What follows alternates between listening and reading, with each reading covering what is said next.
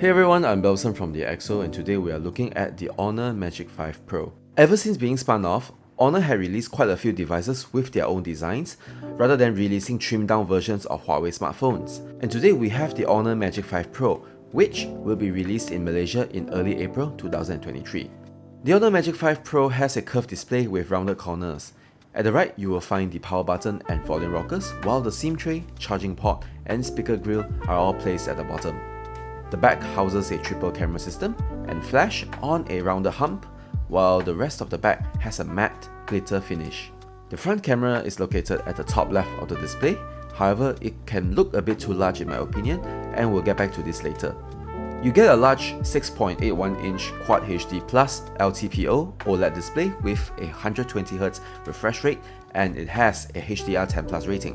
It has an insane peak brightness of 1800 nits as well. The color reproduction is more towards the neutral side compared to other Super AMOLED smartphones in the market, making images look true to life rather than an oversaturated mess. The display feels smooth as well as having great sunlight legibility. However, the placement of the front camera may obstruct game controls for certain games, such as minimaps and movement controls.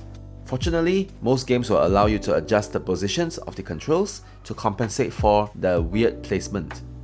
Just like the Honor X9A, you get to choose between gesture controls or navigation buttons for your UI. I prefer to have a navigation bar at the bottom rather than relying on gestures. That being said, the gesture control is quite polished and I barely experienced any mispresses during the review. Now onto the performance. The Honor Magic5 Pro is powered by a Qualcomm Snapdragon 8 Gen 2 chipset. Our review unit has 12GB of RAM, which can be expanded with an additional 7GB of virtual memory. It also has 512GB of storage, of which the OS will take about 20GB. Like any other phones equipped with the same chipset, the Honor Magic5 Pro is snappy and responsive. The Honor Magic5 Pro is also great for gaming, as it can run Genshin Impact at above 57 frames per second, though it gets slightly warm to the touch after about 30 minutes. Now, about the camera. At the back, you will find a triple 50MP camera system.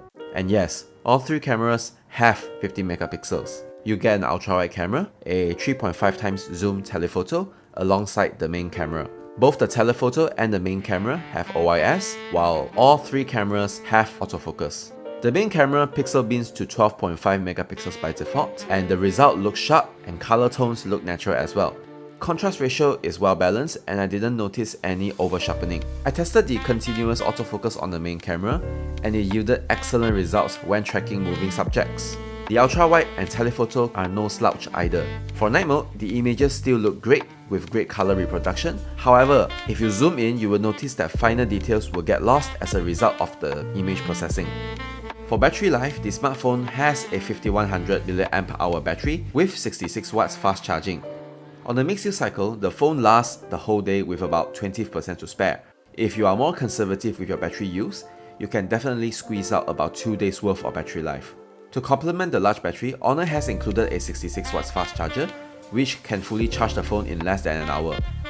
Now, our final verdict. The Magic5 Pro is competing in an increasingly crowded flagship space. However, it is a well-rounded device and has great specs. It also has an impressive battery life and a very capable camera system. As mentioned earlier, the Honor Magic5 Pro will be launching in Malaysia in early April. And that's it for this video. If you like our video, don't forget to give a like and subscribe. I'm Belson from the EXO, and we'll catch you in the next one.